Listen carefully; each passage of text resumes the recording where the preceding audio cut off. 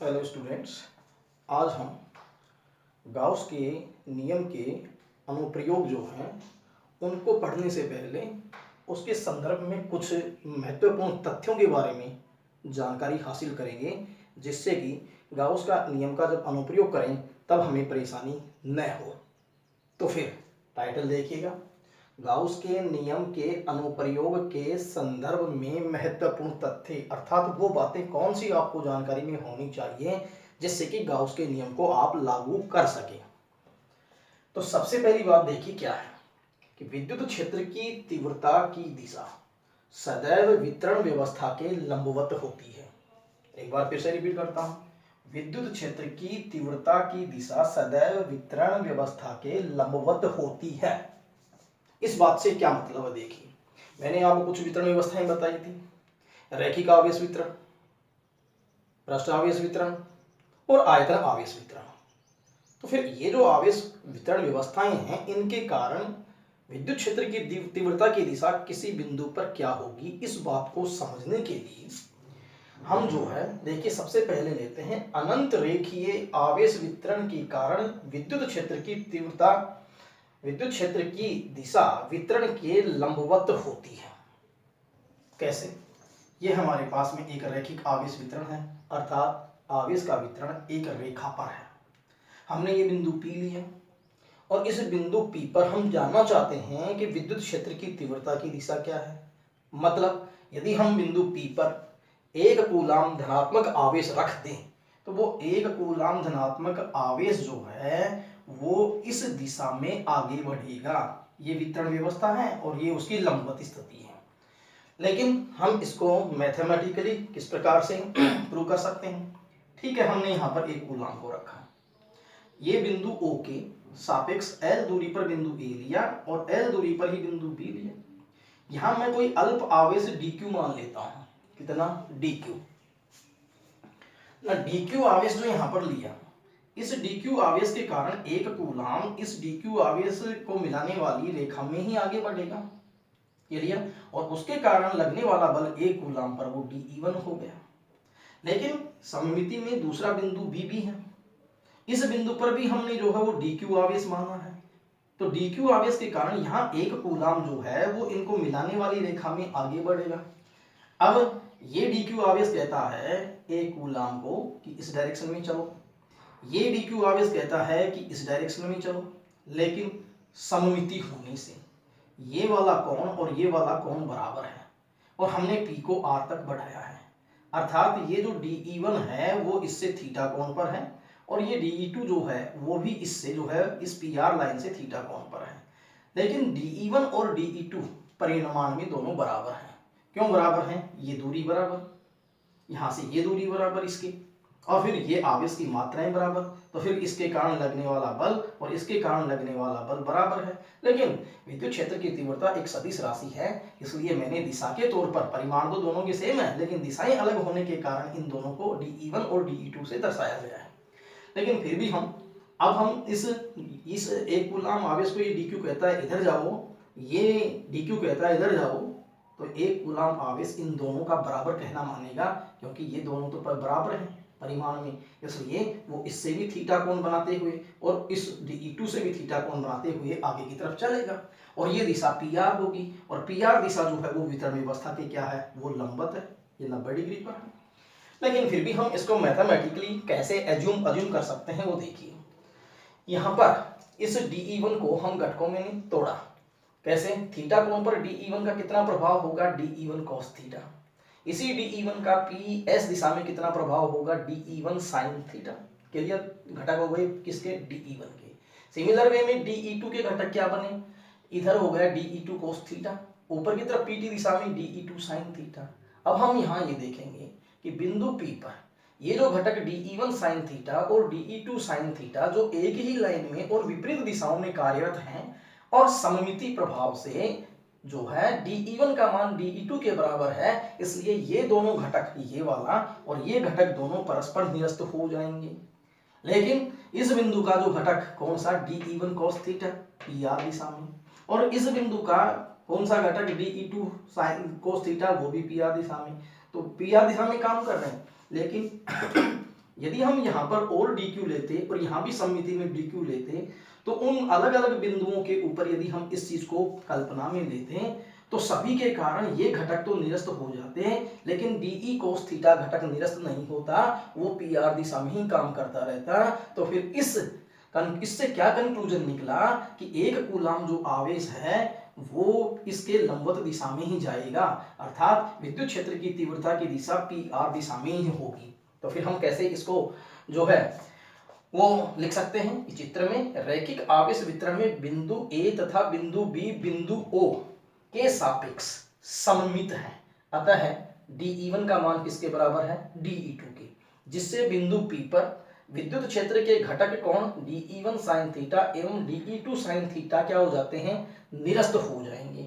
वह बिंदु P पर विद्युत क्षेत्र की तीव्रता घटक dE cos थीटा के कारण ही होगी, dE cos थीटा के कारण ही होगी, जो कि पी आर दिशा में है। अर्थात सार क्या निकला, रैखिक आवेश वितरण के लंबवत है, अर्थात विद्युत क्षेत्र की तीव्रता की दिशा जो है वो वितरण व्यवस्था के लंबवत है। तो ये तो हो गई हमारे पास में कब, जब रैखिक आवेश वितरण की बात की जाए। लेकिन सेम पैटर्न ये है कि बहुत सारी लाइनें यदि हम एक तल में ले लें, ये हमारे पास में कोई एक समरूप आवेशित अचालक परत है जो पृष्ठ आवेश वितरण का काम करेगी, और इसको यदि बहुत सारी रैखिक आवेश वितरण लाइनों के द्वारा निर्मित मान लें, तो फिर ऐसी स्थिति में भी इस पृष्ठ के कारण इस बिंदु P पर विद्युत क्षेत्र की तीव्रता की दिशा वो भी पी आर दिशा में ही आएगी, इसी लॉजिक के कारण। तो फिर हम यहाँ देखते हैं, यहाँ भी हम एक कूलाम आवेश को रखेंगे तो वो भी इस वितरण व्यवस्था के ठीक लंबवत ही जो है आगे की तरफ गति करेगा, या हम ये कहेंगे कि विद्युत क्षेत्र की तीव्रता की दिशा लंबवत होती है। तो फिर यहाँ लिखा है, अतः इस वितरण व्यवस्था में भी घटक dE1 sin थीटा एवं dE2 sin थीटा बिंदु P पर सममिति में क्या dE1 बराबर dE2 होने से परस्पर निरस्त हो जाते हैं तथा परिणामी विद्युत क्षेत्र की तीव्रता की दिशा PR दिशा में अर्थात वितरण के क्या लंबवत होती है। तो फिर मैं एक बात कहूँ, इन दोनों को कलेक्टिवली मिला करके एक जो सेंटेंस बना कि किसी भी प्रकार का वितरण आवेशीय वितरण क्यों ना हो, विद्युत क्षेत्र की तीव्रता की दिशा उस वितरण के सदैव लंबवत होती है, ये इंपॉर्टेंट फैक्ट है। क्लियर ये बात? तो गाउस के नियम को लागू करने के लिए आपको ये बात ध्यान में रखनी है, एक बार फिर रिपीट कर रहा हूं क्या, कि विद्युत क्षेत्र की तीव्रता की दिशा सदैव वितरण व्यवस्था के लंबवत होती है। अब दूसरी बात ये भी है हमारे पास कि दूसरा जो है वो क्या कंसेप्ट है कि गाउसियन पृष्ठ या सममिति पृष्ठ की जो परिकल्पना है, गाउसियन पृष्ठ कहो या सममित पृष्ठ कहो, उसकी जो परिकल्पना है वो इस प्रकार की जाती है कि हमने किसी भी आवेशी वितरण के कारण और कोई गाउसियन पृष्ठ ली, कोई बंद पृष्ठ ली, क्योंकि गाउस का नियम लगाते समय हमें बंद पृष्ठ की आवश्यकता होगी, तो फिर वो बंद पृष्ठ कैसी होनी चाहिए, उसके लिए कौन सी शर्तें जरूरी हैं। तो नंबर फर्स्ट, विद्युत क्षेत्र जो है E वो समांतर हो क्षेत्रफल ds की, क्षेत्रफल ds या एरिया वेक्टर और विद्युत क्षेत्र परस्पर समांतर हो, अर्थात पहली शर्त ये हो, ये इस तरह की शर्त हो कि E समांतर है ds की, या फिर किसी बिंदु के ऊपर हमारे पास में ये शर्त हो जाए, या ये होनी चाहिए कि विद्युत क्षेत्र E की दिशा लंबवत हो क्षेत्रफल किसके, ds के, अर्थात हम जो पृष्ठ ले रहे हैं उस पृष्ठ के किसी बिंदु पर या तो E समांतर होना चाहिए ds के, या फिर E लंबवत होना चाहिए ds के। इनके अलावा यदि E और ds के बीच 30 डिग्री का कोण है, 60 डिग्री का कोण है, तो ऐसी स्थिति में हम गाउस के नियम में अप्लाई नहीं कर पाएंगे। तो मैं शॉर्टली या संक्षिप्त में एक बार फिर से कह देता हूं, क्या गाउस के नियम को लागू करने के लिए क्या पहली शर्त है हमारे पास कि विद्युत क्षेत्र की तीव्रता की दिशा वितरण के क्या होती है, लंबवत, बात नंबर 1। और बात नंबर 2, पृष्ठ का चयन इस प्रकार किया जाता है कि पृष्ठ के किसी बिंदु के लिए विद्युत क्षेत्र क्षेत्रफल के या तो समांतर हो या फिर वो विद्युत क्षेत्र क्षेत्रफल के लंबवत हो। अब हम इस तरीके से जो है ये दो कंसेप्ट हमें याद रखनी है, जिसके बेस के ऊपर हम जो गाउस के नियम को अप्लाई कर सकते हैं। अब आप इनको उतार लीजिए, ये पहली वाली शर्त, ये दूसरी वाली शर्त, ये इस पॉइंट के अंतर्गत है, और फिर ये दूसरे वाली जो शर्त, इसको आप नोट कर लीजिए नोट कॉपी में।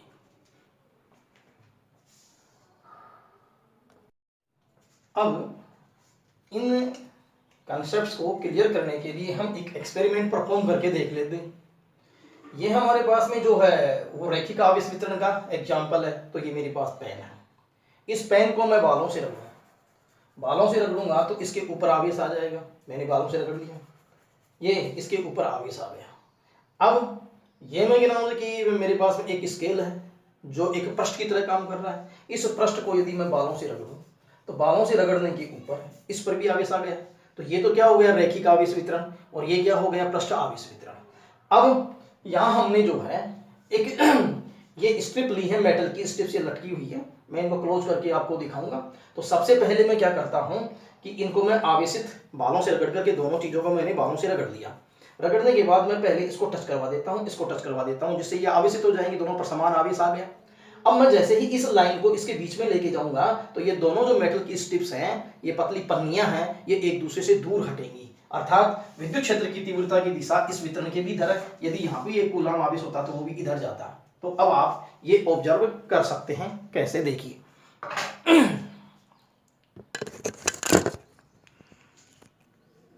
ये मैंने ये दो मेटल की स्ट्रिप्स हैं, इन मेटल की स्ट्रिप्स में पहले मैंने इसको टच करवाया, ये टच करवाने से ये आवेशित हो गई। फिर मैंने इसको टच करवाया, इससे ये आवेशित हो गई। क्लियर। अब मैं इन दोनों के बीच में इस लाइन को लेके जाता हूँ, तो ये लाइन को लेके जाता हूँ तो देखिए दूर हट रही है। अब मैं जैसे ही निकालता हूँ तो ये दोनों पास आ गई। अगेन मैं इसके अंदर लेकर के जाता हूँ तो ये दूर हट रही है। इसका मतलब इस लाइन से ये दूर हटने का मतलब विद्युत क्षेत्र की तीव्रता की दिशा इधर है, और यहाँ भी ये इधर दूर हट रही है, तो इसका मतलब विद्युत क्षेत्र की तीव्रता की दिशा इधर है। कहने का मतलब विद्युत क्षेत्र की तीव्रता की दिशा लंबवत है। ये तो हुआ रैखिक आवेश वितरण। अब दूसरे वाली अवस्था में यदि मैं जो है इनके बीच में पृष्ठ लेके जाता हूँ, जैसे ये मैं फुट्टा लेकर के जा रहा हूँ, स्केल इन दोनों के बीच में लेके जा रहा हूँ, तो देखिए ये दूर हट गई। लेकिन जैसे ही मैं इसको पास निकालता हूँ तो ये वापस नज़दीक आ जाती हैं।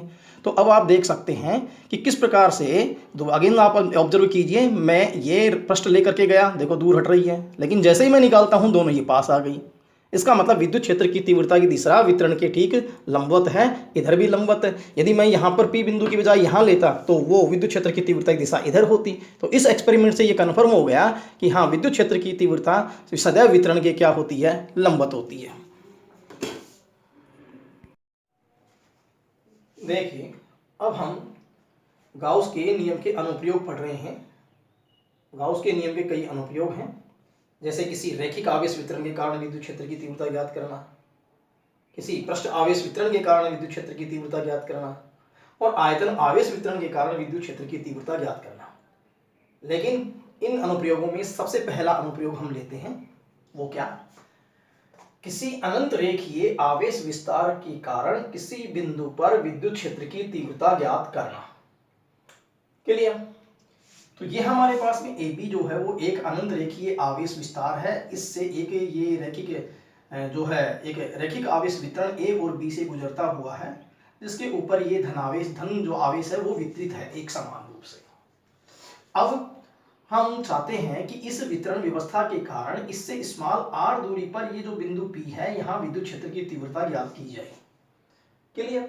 लेकिन गाउस के नियम का अनुप्रयोग करते समय हमें एक गाउसियन पृष्ठ चुननी पड़ती है, और वो गाउसियन जो बंद पृष्ठ है वो इस प्रकार चुनी जाती है कि जो है उसमें प्रत्येक बिंदु के ऊपर, उस पृष्ठ के प्रत्येक बिंदु पर जो मैंने शर्त बताई थी, उस शर्त के मुताबिक या तो विद्युत क्षेत्र की तीव्रता जो है क्षेत्रफल की समांतर हो या फिर उसके लंबवत हो। ठीक है, मैंने ये एक जो है इसके चारों ओर एक बेलनाकार पृष्ठ चुन ली। इस बेलनाकार पृष्ठ की लंबाई x है और इस बेलनाकार पृष्ठ की त्रिज्या स्मॉल r है, और ये बिंदु P इस पृष्ठ पर स्थित है। चलिए, अब मैं यहाँ इस पृष्ठ को तीन पृष्ठों से मिलकर के मान सकता हूँ। देखिए, ये वाली ये वृत्ताकार है, एक ये जो गोल वाली ये वक्राकार है, और एक ये वाली ये फिर वृत्ताकार है। तो पृष्ठ कौन सी हुई, S1, S2 और S3। अब तीनों पृष्ठ के लिए हम ये भी देख लेते हैं कि क्या वो शर्तें पूरी होती है कि नहीं होती। देखिएगा, मैं यहाँ इस बिंदु के ऊपर एक कूलाम आवेश रखूं तो ये एक कूलाम आवेश इस वितरण व्यवस्था के लंबवत ही जाएगा, अर्थात विद्युत क्षेत्र की तीव्रता की दिशा ये होगी। तो मैं किसी भी बिंदु पर यदि विद्युत क्षेत्र की तीव्रता देखूं, चाहे इस बिंदु पर देखूं वो भी ये है, इस बिंदु पर देखूं वो भी ये है, इस बिंदु पर देखूं वो भी ये है, सभी बिंदुओं पर विद्युत क्षेत्र की तीव्रता इस वितरण व्यवस्था के लंबवत है। तो फिर यहाँ पहली वाली पृष्ठ S1 के लिए इस क्षेत्रफल का अभिलंब जो है वो ये है और विद्युत क्षेत्र की तीव्रता ये है। तो फिर यहाँ कोण कितने का बन गया, 90 डिग्री का। यदि मैं यहाँ इस पृष्ठ S2 के ऊपर ये जो है बिंदु P है, इसके ऊपर विद्युत क्षेत्र की तीव्रता आगे की तरफ, लेकिन ये जो क्षेत्रफल है इसका अभिलंब भी आगे की तरफ है, इसलिए E और जो ds है वो समांतर हो गई। फिर इस S3 पृष्ठ के लिए हम देखेंगे E की डायरेक्शन तो वही है, लेकिन इस क्षेत्रफल का जो है वो अभिलंब की दिशा में है, तो फिर ये ds वेक्टर यहाँ एक बार 90 डिग्री पर है। इसका मतलब ये जो पृष्ठ है, इस पृष्ठ के प्रत्येक बिंदु के ऊपर जो मैंने जो शर्तें बताई थी कि या तो E समांतर होना चाहिए या फिर ds के, या फिर E जो है वो लंबवत होना चाहिए ds के, तो वो सभी शर्त जो है वो इस पृष्ठ के लिए संतुष्ट हो जाती है। सपोज कीजिए कि मैं ये आवेश वितरण है और यहाँ पर गोलीय पृष्ठ चुनता। अब गोलीय पृष्ठ जब चुनता तो इस बिंदु के लिए ds यही है और इस बिंदु के लिए E भी यही होता, ठीक है। लेकिन यदि मैं कोई ये बिंदु लेता तो इस बिंदु के लिए ds तो ये हो गई, लेकिन विद्युत क्षेत्र की तीव्रता तो वितरण के लंबवत ही है, लेकिन ये कोण जो है आपका वो 90 डिग्री का नहीं हुआ, नहीं ये 0 डिग्री का हुआ, तो ये कुछ भी कोण होगा तो फिर ऐसी स्थिति में ये जो पृष्ठ है ये मान्य नहीं है। इसलिए हम इस रैखिक आवेश वितरण के चारों ओर गोलीय पृष्ठ नहीं लेकर के और बेलनाकार पृष्ठ लेते हैं, क्योंकि वहां या तो E समांतर रहता है ds के, या फिर E जो है वो समांतर रहता है, E जो है वो लंबवत रहता है ds के। क्लियर है बात? तो अब रही बात ये कि हम कैसे विद्युत क्षेत्र की तीव्रता ज्ञात करेंगे यहाँ पर। तो सबसे पहले देखिए यहाँ एक बात और भी है कि अनंत रेखीय आवेश विस्तार के कारण किसी बिंदु पर विद्युत क्षेत्र की तीव्रता ज्ञात करना, इसका मतलब आपको रैखिक आवेश विस्तार दिया गया है तो उसका करैक्टर क्या है, r लैम्डा, रैखिक आवेश घनत्व, और किसी बिंदु पर इसका मतलब इसकी स्थिति आपको मालूम है r, और आपको निकालना है विद्युत क्षेत्र की तीव्रता E। इसका मतलब what is idea, this is idea, कि आपको एक फॉर्मूला डेवलप करना है किसके बीच में, E लैम्डा और r के बीच में। एक बार फिर से मैं स्टेटमेंट पढ़ता हूं, क्या, किसी रैखिक आवेश वितरण के कारण, इट मींस लैम्डा की ओर इशारा हो रहा है किसी बिंदु पर, इसका मतलब उसकी दूरी आपको नॉन है सिस्टम में, तो लैम्डा और r नॉन है और ज्ञात क्या करना है, विद्युत क्षेत्र की तीव्रता। तो ये हमारा आइडिया है, इसके ऊपर हम काम करने जा रहे हैं। तो अब यहां से हम देखेंगे कि चित्र में लैम्डा रैखिक आवेश घनत्व का रैखिक आवेश वितरण दर्शाया गया है, दर्शा रखा है, देखिए, जिसमें लंबवत दूरी r पर, जिससे इस वितरण से लंबवत दूरी r पर स्थित बिंदु P पर विद्युत क्षेत्र की तीव्रता E ज्ञात करनी है, ठीक है। इस बिंदु पर विद्युत क्षेत्र की तीव्रता ज्ञात करनी है।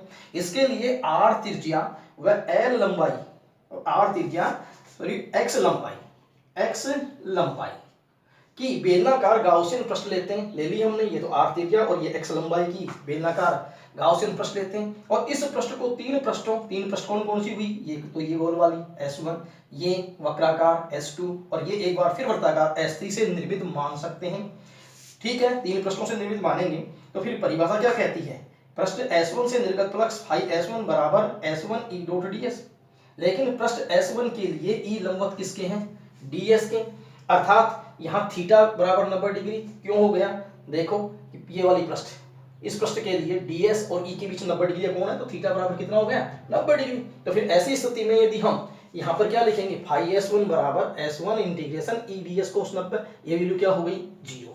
अब इसी तरीके से हम दूसरे पृष्ठ की वक्राकार वाले पृष्ठ की बात करें, पृष्ठ S2 से निर्गत फ्लक्स, फार्मूला वही रहेगा φS2 बराबर S2 E डॉट ds, लेकिन यहाँ आप देख रहे हो E और ds both are in same direction, तो थीटा की वैल्यू कितनी हो गई, 0। तो फिर E ds cos 0 1, तो फिर E integration of 4S2 ds, तो ds ये हमारे पास में सारा, यदि हम इस ds का इंटीग्रेशन करेंगे इस वक्र पृष्ठ के लिए, तो ये बेलन के वक्राकार भाग का क्षेत्रफल बनेगा, और वो आपने पिछली वाली क्लासेज में पढ़ा भी है कि बेलन का जो वक्र भाग का क्षेत्रफल होता है वो 2πrh, तो h की जगह मैं x लिख दूंगा, तो फिर इस integration for ds for S2 ये 2πrx आ गया, अर्थात ds जो इंटीग्रेशन है S2 का वो वक्र पृष्ठ क्षेत्रफल है बेलन का। क्लियर ये बात? तो ये हमारे पास में समीकरण नंबर कितनी होगी, 2। अब कौन सी पृष्ठ की बात करें, इस पृष्ठ की, तो पृष्ठ S3 से निर्गत फ्लक्स, तो एक बार फार्मूले को फिर ऐसे ही लिखेंगे, लेकिन इस S3 पृष्ठ के लिए E और ds के बीच में कितने कोण है, 90 डिग्री का, तो थीटा कितना हो गया, 90 डिग्री, तो φS3 की वैल्यू अगेन कितनी आ गई, 0। इसका मतलब बारी बारी से आपने S1 पृष्ठ के लिए, फिर S2 पृष्ठ के लिए, फिर S3 पृष्ठ के लिए तीन फ्लक्स निकाल लिए, और वो तीन फ्लक्स आपके पास में कौन कौन से हुए, एक तो ये φS1, फाई S1, एक क्या फाई S2 और एक क्या फाई S3। तो टोटल फ्लक्स कितना निकला? तो टोटल फ्लक्स निकालने के लिए इन तीनों को जोड़ देंगे, phi S1 phi S2 plus phi S3। जोड़ेंगे तो phi equal 0 plus e into 2 pi r x plus में 0, तो फिर क्या आ गया? E into 2 pi r x ही आ गया। तो फिर हम फाई बराबर e into 2 pi r x लिख सकते हैं। ये टोटल फ्लक्स आ गया किसकी मदद से? परिभाषा की मदद से। लेकिन गाउस का नियम तो सिंगल स्टेप में फ्लक्स निकालता है। गाउस का नियम क्या कहता है कि फ्लक्स निकालने के लिए जो गाउसियन पृष्ठ या जो बंद पृष्ठ मानी जाती है उसमें कितना आवेश है उसको एप्सिलॉन नॉट से भाग दे दो, ठीक है। तो गाउस का नियम यदि लगाएं तो phi equal Q upon epsilon not लिख दें। लेकिन हमें क्यू तो नहीं मालूम था, लेकिन हमें इकाई लंबाई पर आवेश लैम्डा मालूम था, और लंबाई कितनी थी? ये x। तो फिर x लंबाई पर कितना आवेश हो जाएगा? तो फिर लैम्डा को किससे गुणा कर दें? x से। इसलिए q की जगह हमने क्या लिख दिया? लैम्डा x अपॉन में एप्सिलॉन नॉट। ये समीकरण नंबर कितनी हो गई? 6। इस तरीके से हमारे पास में जो है ये गाउस के नियम से फ्लक्स आ जाता है, और ये जो फ्लक्स आता है हमारे पास में ये फ्लक्स परिभाषा की मदद से आ जाता है। ये दो फ्लक्स आ गए। तो अब हम नेक्स्ट स्टेप पे जो है वो लिखेंगे, वो क्या देखिएगा। इसके नेक्स्ट स्टेप जो आती है कौन कौन समीकरण से? समीकरण 5 व 6 से। समीकरण 5 व 6 से क्या रिजल्ट आया? ये रिजल्ट आया फाई इक्वल ई इंटू में 2 पाई आर एक्स बराबर कितना? लैम्डा एक्स अपॉन में एप्सिलॉन नॉट। एक्स कैंसिल हो गया तो फिर ई की वैल्यू कितनी आ गई? लैम्डा अपॉन में 2 पाई एप्सिलॉन नॉट आर। ये हमारे पास में विद्युत क्षेत्र की तीव्रता आ गई, और ये समीकरण नंबर कितनी हो गई हमारे पास में? 7।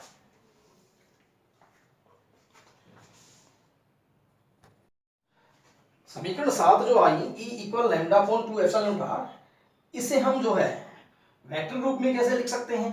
वेक्टर रूप में इसको लिख सकते हैं हम E vector equal lambda upon में 2 pi epsilon not R into में आर कैप। ये आर कैप क्या है? ये समीकरण नंबर 8। आर कैप ओपी दिशा में इकाई सदिश, ओपी दिशा में इकाई सदिश, क्लियर? तो ये हमारे पास में ये वेक्टर रूप हो गया। क्यों? क्योंकि यदि हम किसी परिमाण को इकाई सदिश से गुणा करें तो वेक्टर बन जाता है। इसके बाद हम यदि न्यूमेरिकल प्रॉब्लम सॉल्व करनी है तो न्यूमेरिकल प्रॉब्लम सॉल्व करने के लिए हम इसे कैसे लिखेंगे? देखिए समीकरण 7 से E इक्वल, मैं ऊपर मल्टीप्लाई कर दूं 2 से, 2 लैम्डा अपॉन में 4 पाई एप्सिलॉन नॉट आर। देखिए इससे मैंने 2 से ऊपर गुणा किया, 2 से नीचे किया तो ये 4 हो गया, लेकिन 1 अपॉन 4 पाई एप्सिलॉन नॉट कितना हो जाएगा? के। तो फिर ये E इक्वल आ जाएगा 2k लैम्डा अपॉन में आर, क्योंकि ये k की वैल्यू है। तो फिर ये न्यूमेरिकल प्रॉब्लम सॉल्व करनी हो तब हमें इस फॉर्मूले को काम में लेना है। Clear? For NP numerical problem, clear? अब इसके बाद यहां एक बात और आती है, देखिए वो क्या कि यदि हमें E और R में ग्राफीय निरूपण करना है तो E और R में ग्राफीय निरूपण कैसे करेंगे? तो E एवं R में ग्राफीय निरूपण, ठीक है। तो ये क्या हो गई आपके पास में डिस्टेंस R, ये हो गई क्या? E OX OY। तो ये ग्राफ जो आएगी वो इस तरीके से आएगी। तो फिर ये E व्युत्क्रमानुपाती हम R के कह सकते हैं। और दूसरी बात, यदि हम यहाँ E एवं 1/R के मध्य ग्राफीय निरूपण करें, ग्राफीय निरूपण, तब ये ग्राफीय निरूपण कैसे होगा? देखिए ये एक्सिस होगी तुम्हारे पास 1/R, ये हो जाएगी एक E, और ये स्ट्रेट लाइन, तो फिर E समानुपाती 1/R। तो ये आप नोट कर लीजिए। पीछे वाला जो आर्टिकल जो था उसको भी आप स्लो करके और उसको नोट कर सकते हैं, और यदि कोई चीज़ समझ में नहीं आती है तो जो है दोबारा से कोई भी आप इसको रिपीट कीजिए और मेरे को इन्फॉर्म कीजिए। क्लियर?